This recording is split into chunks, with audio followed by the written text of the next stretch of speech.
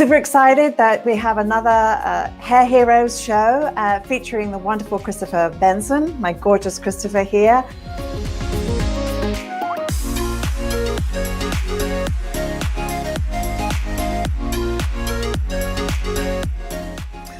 Welcome back. I'd like to welcome Lexi to our show, and she is going to ask Chrystofer a fabulous question. Hello. Nice meeting you as well. My question is, I was wondering if, like, when you first started your journey as a hairstylist, if you pictured yourself being where you are now, and if you didn't, then I would like to know how you pushed yourself past the goals that you had when you first started, or how you made it past the challenges that you made it past when you first made your dreams past your dreams. If that was a lot of words, but hopefully it made sense. Totally made sense. Love the question. Very interesting question. I had goals of being a salon owner. So let me back up a step. When I was in beauty school, what was exposed to me was like competition stuff. So that was a goal. And then like salon owner, that was a goal. Because that's what I was exposed to. That's what I was shown was like the place to be, right? Is eventually you're a salon owner, you're making money, everything's good. Because that's the way it was phrased to me. That's the way it was proposed to me. That's what was shown to me. 3 years out of the business, or 3 years out into the profession, my uncle, who was 15 years longer in the business than I, wanted to open a salon, and so we ended up opening a salon. So 3 years in the business, I'm a salon owner, had no business in that situation, but learned a lot, right? And so I think that it was great, but I started to get exposed to different things in education, teaching, traveling, doing stuff on platform, working with different teams that was a different exposure to the industry than what I saw in beauty school. And so my goals changed. Doesn't make it right or wrong. I just think that as you're exposed to things, you set different goals because you have different interests.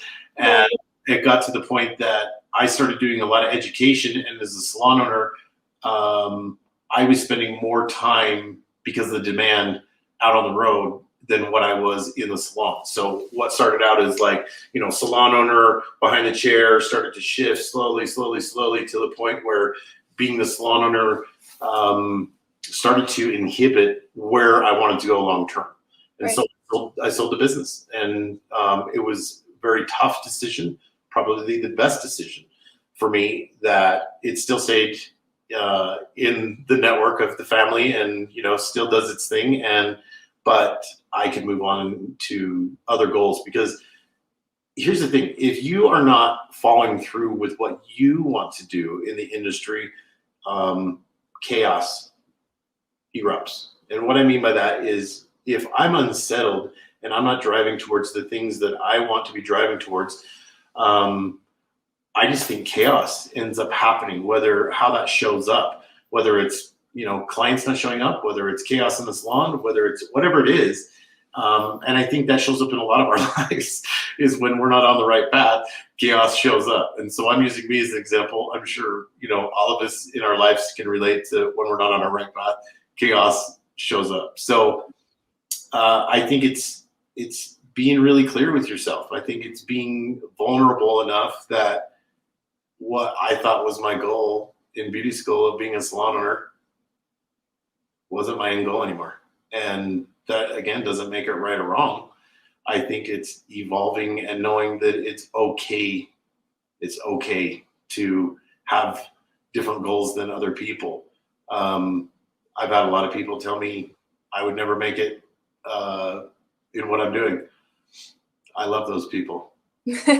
Yeah. I love those even more. I love those people, because you fire, right? Tell me no. I love when somebody tells me no, because I want to find out other ways to go about it. But I think that's very powerful, actually. I remember when I was going to leave Sassoons, Lexi, and I was in London, and the managing director said to me, "You will never succeed away from Sassoons. If we cut your veins, it would bleed Vidal Sassoons." And I was not only leaving Sassoons, I was leaving my country to go to Canada. And I remember when I started up there, I had so many roadblocks because the Canadian market at that time in Vancouver was a very different vibe. And we couldn't be more different to London. It's just like with Chrystofer being surrounded by, nature and beauty versus Manhattan, the concrete jungle. You changed your jungle, right? And as I was going through this journey of doing my creative thing, I met so many roadblocks, and I kept hearing this voice saying, "You'll never make it, Vivienne. You're Sassoons. You should blah, blah, blah." And I was offered to be the international creative director for Sassoons. So I walked away from a huge title, and I kept hearing that voice saying, "You're not going to make it." And it was like, I'm going to prove to you I can make it. And it actually put some fire in my belly. It was almost like your dad or your mum say, "Well, you can't do that." You go, I'm going to go and do it, right? Now, some people don't rise to that, do they, Chrystofer? Some people believe that message, and then they buckle down. And I always think you have to ask, are you motivated by the love of what you do, or the failure of what you do? Because sometimes failure pushes you and disappointment pushes you to that next level. And there are many great artists in all walks of life that through their failure, they connected to their passion, and that passion pushed them to an extraordinary level. And then you can take others that just love what they're doing, and they're having fun, and they're the kind of people you want at the party, and they do it out of the joy. And you'll see that they're very different traits, and they don't always live in one person. Would you agree with that, Chrystofer? Totally agree. And I think the drive has to be from within. I think the questions have to be from within, right? Because a lot of people, are gonna tell you what you should be doing. A lot. If you have parents that have helped invest into your schooling, they have an opinion. If you have family members, they have an opinion, right? If you have friends, they have an opinion. And I think all of those you have to take into consideration. If you have school teachers that you admire in this industry, they have an opinion. All of those need to be taken into consideration. And ultimately, you have to decide what your goal is and what you want. And, it may not always agree with people. I'm going to go back to the salon for a second. I unfortunately don't have communication with the salon. And the reason I don't have communication with the salon is because they were really upset that I left. Remember what I said, this is a family member. So sometimes it's not easy. And sometimes the goal is bigger in the bigger picture, and that fire in your gut, nobody's going to stop you. And even when family doesn't want to still talk to you because you have a bigger mission and a bigger goal, unfortunately, to this day, we don't talk. Oh, that's sad. And I wish them nothing but well, and I wish them nothing but success, but I wouldn't change that. And I wouldn't trade what happened, because I know there's a bigger goal here. I know there's a bigger mission. I know I have bigger things that I need to do besides just being in the salon. And if I can affect people on a bigger scale, I have that responsibility that if that's what has been introduced to me, I have that responsibility to do that back. I can go back into the salon at some point. So my point in saying this to you is not everybody's going to agree with you. You have to be the one that looks in the mirror in the morning and goes, you know what, I'm on the right path. And maybe in that moment, that path is the right path. And then maybe that path has to change, and that's okay too. But you have to know what it is for you. And I think Vivienne sharing that is at that time would have been the ultimate title in the world in what they were offering Vivienne, at Sassoon. I mean, I can't even imagine. And to turn that down because you have a bigger goal and a bigger mission and you see a bigger thing, that's okay. It's okay. Lexi, I did it before a man. Not okay. That's not okay. Let's just talk to the girls for a moment. We girls do for men. So Lexi, I ran away. I eloped with this gorgeous man to Canada. I did indeed. But I think, there's something important, Lexi, that I think that is if I'd have had this advice, and I think, Chrystofer, you'll relate to this, when I was your age, because you are still at cosmetology school, and I'm keen to know in a moment what you want to do. I was only told recently this, actually I read it in a book, design your lifestyle first and reverse your career into it. So if you want to live in a mountain resort, that's a lifestyle. If you want to live in Manhattan, that's a lifestyle. Each of them come with a totally different way of being in the world. Financially, just every single thing is different about it. So I think when you design your lifestyle first, whether it be family, travel, relationships, recreational things, it's a lifestyle. And with that comes the money that supports that lifestyle. Then you have to ask yourself, will this career path support that lifestyle, or will I resent this career path because it'll take me away from men? Hello. It'll take me away from family. It'll take me away, blah, blah, blah, blah. So there are many, many challenges. And Chrystofer's traveled around the world so many times. He's probably got more miles on his belt than Delta Airlines. But there's a price to be paying for that travel. And now the reverse. Every major artist that I've been speaking to through our Hair Heroes is saying, Viv, I feel like I'm in house arrest. All the people that are hair heroes are international superstars. They travel the world and now they can't. So for some of them, they're saying, wow, this is really cool. I get to be at home. I now know who my wife is. Or I just realized I have children. I didn't know there's small things running around the place. They're actually mine, So, who knew? So Lexi, what do you want to do when you graduate from school? Probably I'll work for somebody or a salon for a little while to build clientele and obviously learn some more, gain more experience. But I eventually want to start my own salon. So fingers crossed. Good for you. Well, good for you. Well, thank you.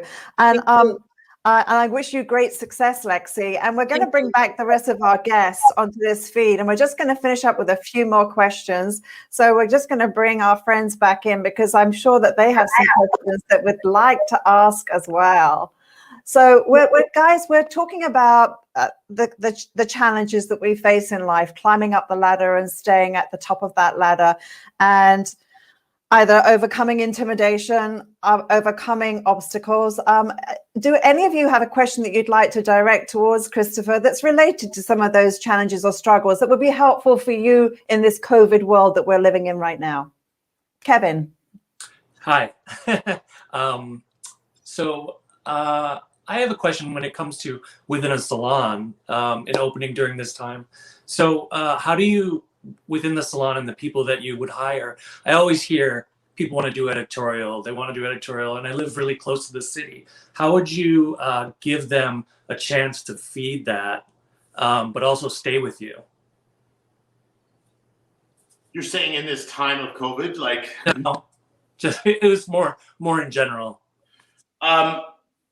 You're talking about stylists, I'm assuming. Stylists that you hear that want to go off and do an editorial, they want to do all the all things outside of the salon, but how do you keep them still within the salon? So I think, it's a great question. I think, clear back in the day, I think even, Nicholas could probably talk to this, back when his dad was, had all the salons in England, it was about education. And so while I still think it's about education, it's about motivation. It's how are you motivating the stylists in the salon so that they want to be a part of it.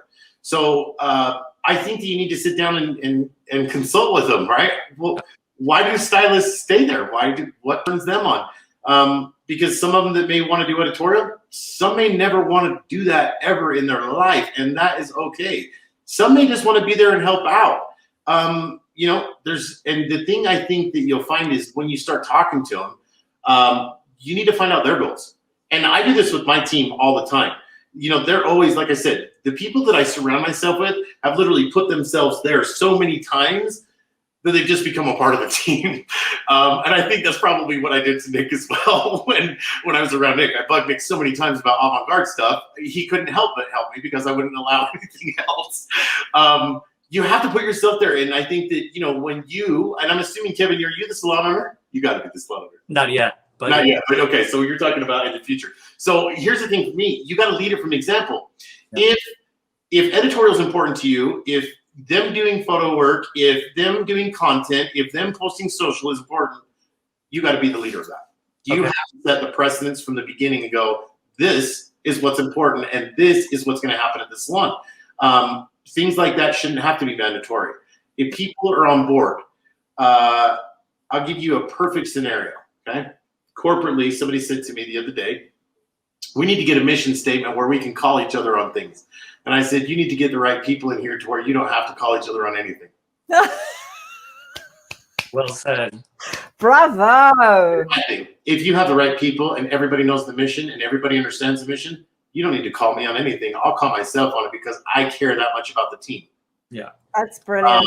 I think that when you have people that need to be called on, those people are going to find themselves out the door because they just don't fit. And I've never had to fire somebody, but I've had a couple people walk away happily. Yeah.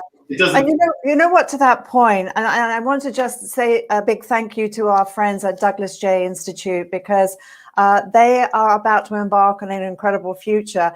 One of the things that I would say to you when you go into looking at your employment opportunities is, you know, you've got to visualize what that will look like in 5 years' time. And you've got to see somebody in that space that represents everything that you dream of being, because human behavior is contagious and it will rub off. But when you come to that place where you say, I'm going to leave, you have to ask yourself, what would it take for me to stay? Because sometimes leaving just because you're having a bad day or whatever could be a wrong decision. You've got to know when to quit, and you've got to know when to stick. And when somebody's thinking about moving on, my first question to them is always, well, what would it take for you to stay? And what has to happen in leadership? What has to happen in goals? Because the major companies that are pioneering in our industry right now, there's always a direction, there's always a push, there's always an innovation. And if you look at the entire series of hair heroes, every single one of my hair heroes has something in common: passion, a passion, a love. They are, it's the air that they breathe, and they are brave enough to say, this is not working, I need to do something different. They're courageous enough to say, I need to reinvent myself. They're humble enough to say, I don't know how, but I'll find the person who knows. And they can laugh at themselves, which is a really important thing, because you've got to be able to laugh at the good things as well as the bad things. And that's very, very powerful.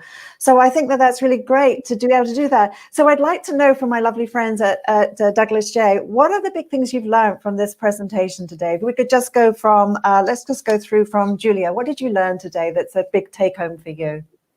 I just learned that, you know, you have to be passionate, and if you're not, it's not going to be an industry that you want to stay in, because everyone you're surrounded by loves it. So I don't want to do something for the rest of my life that I don't love. Great. And Madeline, what did you learn today? Hi. Yes, I've learned that.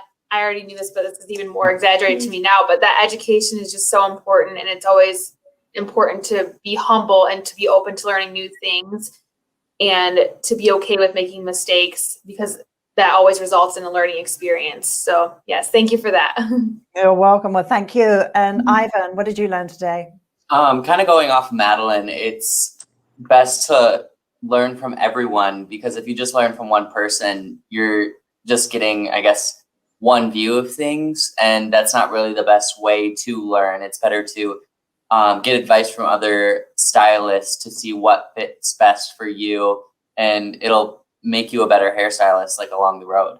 Absolutely. Absolutely. Well, thank you so much, guys, for being with us today. I really appreciate your supporting us. So thank you, and we wish you great success. Thank you Thank so you. much for everything.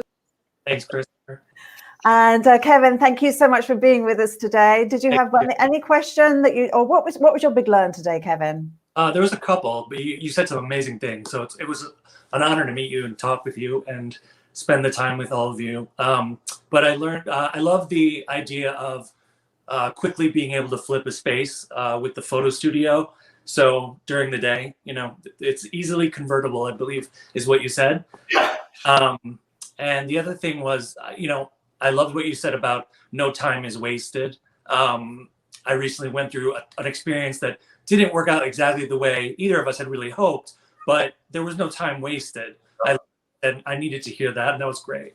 Yeah. Well, thank you so much. It's a tough thing to digest sometimes, and I feel like 2020 as a whole, sometimes I was like, what are we doing here? And I feel like this is a lot of time wasted. Although I look back and I really accomplished some personal goals and things. Yeah. And I think it's again, Kevin, it's half full, it's half empty. You can look at things and, you know, it's how you wake up in the day. It's which side of the bed you get off and start your day. Is it good? And it's good. And one thing I'll pass on to you is I always start my day with gratitude every single day. Like in my mind, what am I grateful for? Because when I found myself slipping into, you know, sadness, depression, sad I wasn't out on the road, sad I wasn't with people, sad I wasn't with my friends and colleagues and peers. And I was really good up until about the end of the year, you know, the end of this last year. And it really hit me and I really got sad. I really was upset, a bit depressed. And I had to get back to like the fundamentals of what are you grateful for, Chris? And, you know, something as simple as that. But every day until I started getting away from that, I could see a difference. And so when I picked that back up and realized what I am grateful for, and it could be as simple as the people I surround myself with, it could be as simple as something like Vivienne asked me to be her hair hero and having my dear friend Nicholas on here and my mentor, right? What an amazing experience for me. Can I ask the last question? Go ahead. It's very quick. I just wanted to ask you, during the time that the motivation is kind of tough now, right? It is for me. Is there a book or is there a site or a poem or anything that sort of has moved you, which I could look at and take motivation from it? I'll be really honest. Like I've done so much reading and so much of all of that prior to this. Okay. This particular one this time was very much me turning internal and figuring out what I needed. Okay. Instead of hearing all the noise, and I'm just saying this time, Kevin, and it's not a matter of not wanting to give you a book. I just think that so much right now is about us listening to ourselves and what we need. I think there was so much noise in my life, in the way I was living my life, that I thought was great, in traveling and doing all the things. I was unhealthy. I mean, just weight on my body, all of these things that was just one day after another piling up that I couldn't get ahead of. And now it's put me in a position where I'm ahead of it. I'm healthier than I've probably been in a long time, happier than I've been in a long time. And I'm still not traveling, right? And I miss that. But I think that I've been able to get a better handle on what is real for me. And I had to silence a lot of that noise. I had to silence a lot of what everybody else is telling me, what corporations that I work for tell me, or what people want to impart onto my life and tell me, and what is and what isn't. And sometimes you just got to go, the monkey, right? and quiet it all and listen to yourself. And so I truly believe most answers come from within if you're willing to ask. Yeah. Beautiful advice. Beautiful advice. Well, Kevin, thank you so much for being with us today. We wish you great luck with your salon. Thank you so much. Nick, thank you for being with us today. We greatly appreciate you spending some time with us. And is there one final question you'd like to ask of Chrystofer before we say goodbye? Not really. I mean, I just think it's, great what you're doing. Congratulations on your new NAHAs and things. And it's great to see that you're leading the pack, as you know. And I think that you're one of the last bastions with Vivienne of good taste and excitement in the industry. And we just have to keep going. Like my dad said, when you're going through hell, keep going. I think that's what I intend to do. And it's very interesting, the information you imparted to these students looking on. And I think it's really important what you're leaving behind. And I think that's, especially with these big corporations, what they're doing and everything else, I think you know, you're really standalone. And it's funny, the similarities in yourself and Vivienne and whatever, and even my thoughts about the industry. And, you know, it's so important to keep the industry going forwards, not backwards. And I think we had a terrible fright. And I think the pandemic, horrendous as it was, has really leveled the ground a bit, hasn't it? As far It as has. people, you know, I can't sense of it at the moment, but it really has leveled the ground a bit. And I think purity, reality, all those things in our industry are going to really, and passion especially, you know. And I don't think you can have passion without humility. And I think that's where we're seeing all these other things, which, you know, social media is amazing, but it can be used by the wrong people. And I think we've suffered a lot of that. And I think that, you know, moving forwards, people are going to understand the importance of the purity of what we do, who we are, to take them to the next level. And even with the questions these kids were asking and stuff, fantastic, you know, but they really just have to look in the mirror and realize who they are. Yeah. Well, thank you so much, Nick, for joining us today. And we wish you continued success. Thank you, Nick. Okay. Thank you. Thank you. Love you. Tell Carol hi. I see her in the back. Tell her hi. Thank you so much, Chrystofer, for being with us today. It's a great inspiration. I believe that today, more than ever before, that as we all struggle around the world with COVID, and we all can relate to each other's struggles. And it's fascinating that in times of hardship, there will always be people that will thrive because they reinvent themselves, and there will be plenty that do suffer. And clearly we're seeing a lot of suffering, and people are doing the best that they possibly can.